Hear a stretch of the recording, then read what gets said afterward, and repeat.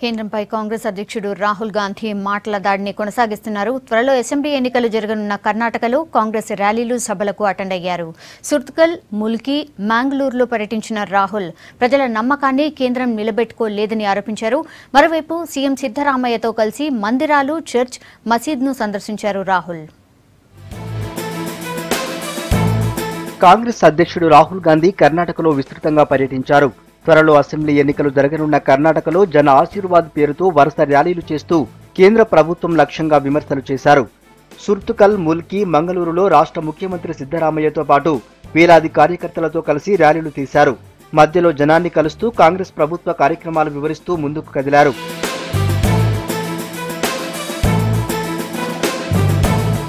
కేంద్రాన్ని లక్ష్యంగా చేసుకున్న రాహుల్ గాంధీ 1000 ఏళ్ల క్రితం కౌరవులు అధికారం కోసం, పాండవులు సత్యం కోసం పోరాడిన పరిస్థితి ఇప్పుడు మరోసారి ఏర్పడిందని అన్నారు. బీజేపీది అధికార దాహమన్న రాహుల్ కాంగ్రెస్ది న్యాయమైన పోరాటంగా చెప్పారు. తమకే అండగా ఉండాలన్నారు. రైతు రుణాలు మాఫీ చేయలేని కేంద్రం పారిశ్రామికవేత్తల రుణాలు మాత్రం మాఫీ చేస్తుందంటూ మరోసారి ఆరోపించారు రాహుల్.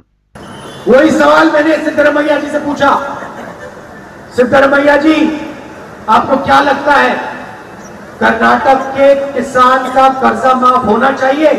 सिद्धरामैया जी ने 10 दिन के अंदर 8,000 करोड़ रुपए किसान का कर्जा माफ कर दिया कर्नाटक से।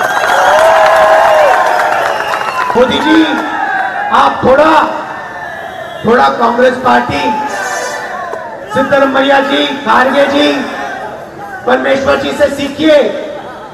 स्टेट से जो हम कहते हैं वो हम करके दिखाते हैं, नुडी डंटे नडे। మంగళూరులో విస్తృతంగా పర్యటించిన కాంగ్రెస్ అధ్యక్షుడు రాహుల్ ముందు చర్చిలో ప్రార్థనలు చేశారు. తర్వాత గోకర్ణటేశ్వర స్వామి ఆలయంలో పూజలు చేశారు. దర్గాను సందర్శించి చాదర్ సమర్పించారు.